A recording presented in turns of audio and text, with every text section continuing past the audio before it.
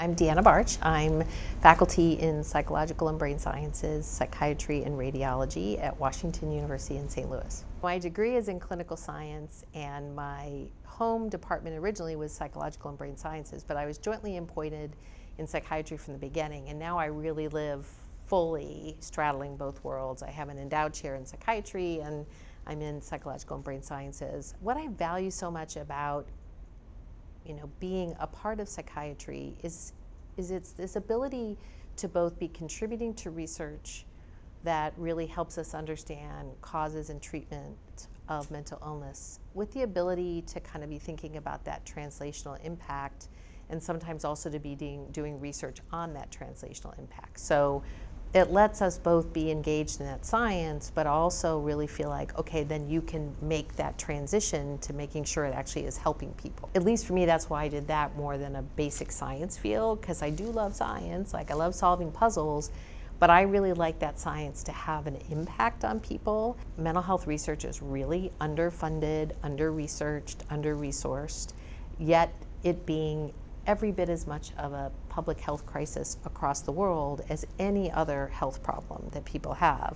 And so it also feels like being able to contribute to something that really needs more attention and more focus in this world. Psychiatry is really great and at the forefront of really thinking about the power of interdisciplinarity and how that is important for understanding all of the health conditions that we work with, right?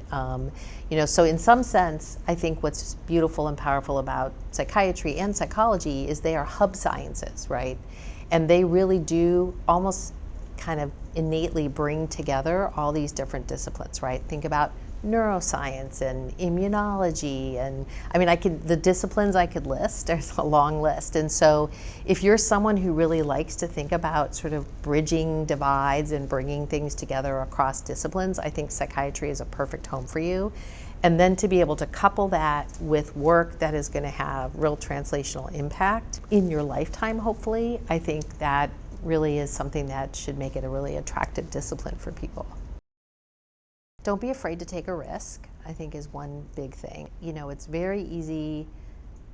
I'm not saying people should be foolish or engage in really risky decision making, but you have to take some risks. You have to take some big swings to have some big wins. It's easy, especially earlier in your career, to be conservative. So I think that's number one. Be generous. That's another piece. I've never seen people really go wrong by being generous with sharing their intellect and their empathy and their support for other people, because it feels like it kind of comes back full fold. If you get a reputation as someone who's not generous, someone who's very I'm worried about getting scooped, I'm worried about this, people don't want to play nicely in the sandbox with you anymore, and they don't think about you as a collaborative partner in the future. And I would think about being very intentional in both seeking out your own mentorship and sponsorship opportunities, both for you to receive mentorship and sponsorship, but for you also starting to provide mentorship and sponsorship to a next generation of people. And I deliberately say both mentorship and sponsorship because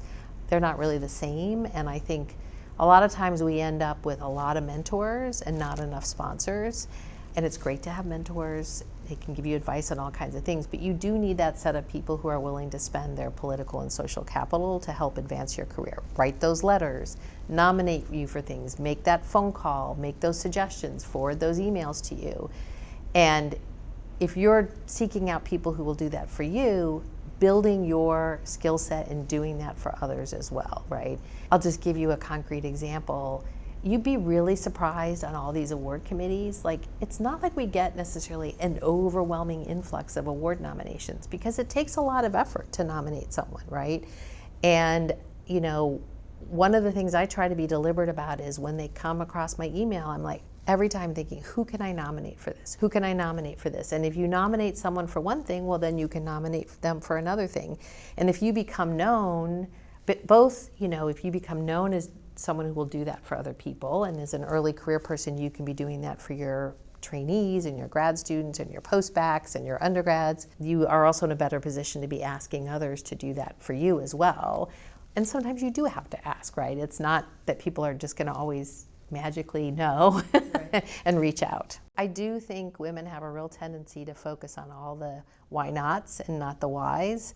Stop second guessing yourself. I think we really do ourselves a disservice in that regard. And you're not always going to be completely and fully prepared for every new role or every next step, but you're not going to be able to be prepared until you take some risks and try it, right? So I really, really encourage people to say yes to some of those things that you aren't convinced you're ready for, because you will learn on the job and you will become ready for those things. And I really think that challenges getting women in all kinds of leadership and other kinds of roles. I also think it's fair to say, feel free to set boundaries, right? You also get asked to do a million things as a woman in the field. And if you set boundaries and choose to do the things that you are most interested in and that are actually most impactful for your career, you won't spend all your time and energy sort of doing all the, plethora of things that people ask you to do. So I would say that's, something that's important. And then the third thing is we have to learn to ask, right? And so ask for sponsorship, ask for people to give us opportunities. I think there is this real perception that quality will just be recognized and people will ask you and nominate you and put you forward for all these things. And I wish that were true, and often it is true, but that is often not how it's operating. And I think sometimes our colleagues who maybe are of a different sex are more willing to ask. And I think we have to get comfortable with recognizing our own value and saying, hey, I would be good for this role. Could you nominate me? I would be good for this award. Would you nominate me? I'd really like to learn about this. Could you let me be involved? And taking those risks and being willing to kind of, put your hand up and go for it. I would say that I've really enjoyed roles that have given me an opportunity to build things for the community or other people. I don't mean to try to pretend like I sound saintly or something, but I've done a lot of leadership roles, and the ones I've really enjoyed have been ones where there are opportunities to do that. For SOBP, the roles have been ones where you can do something to contribute to make the society as a better, or enhance opportunities for the membership or provide things that wouldn't have otherwise be feasible. And I personally get a lot of satisfaction out of that. I'm kind of an organized person, so I like things that allow me to do organizing things, so I get a lot of joy out of that too. And I will admit I like to be in the know, so that's like the less saintly part of things is, I kind of like understanding how things work, how the sausage is made. I feel like I've learned a lot about how societies operate, how science operates, that I wouldn't have known about had I not gotten involved. And that has been enormously, frankly, personally helpful to my career to understand how things work and get to know people. I do think there's still availability heuristics in who we ask to step into leadership positions. That is getting better as we create more transparent and inclusive mechanisms for selecting who we might, put forward for nomination or for these kinds of things. But I do think that's still a bias, right? We still have more men than women in the organization. And if you're just kind of thinking, if you were just randomly thinking about who you're going to select, right, you might still end up selecting more of one sex versus another. So I think that's a problem. I do think women are still less likely to say yes. Now, partly that is because they're often overburdened with so many other service and leadership responsibilities. So I don't blame people for saying no when they have so much work, right? And they just may not literally have the capacity to do all of this and still get their science done too. I always tell my mentees there's a certain level of protection you have to do of your own science, because you can't continue to be a good mentor if you don't have your own thriving research program. So you have to protect that to the level.